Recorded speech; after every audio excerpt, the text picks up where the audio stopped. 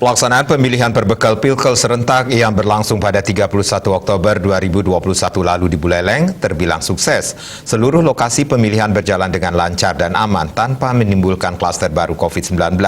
Suksesnya Pilkel serentak ini berkat kerja keras seluruh pihak terkait.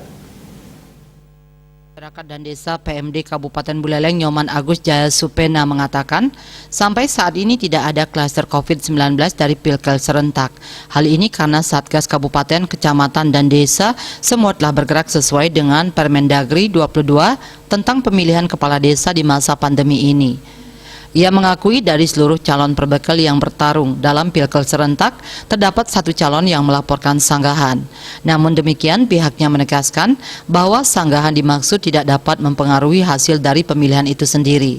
Sanggahan dari salah satu calon perbekal itu sudah dalam proses permohonan tanda tangan Bupati Buleleng untuk memberikan jawaban atas sanggahan.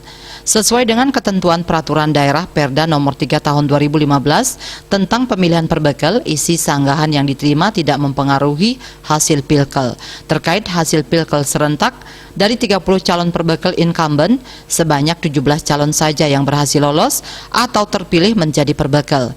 Terdapat 23 calon perbekal pendatang baru yang lolos. Untuk calon perempuan hanya 2 orang yang lolos, 1 incumbent dan 1 lagi pendatang baru.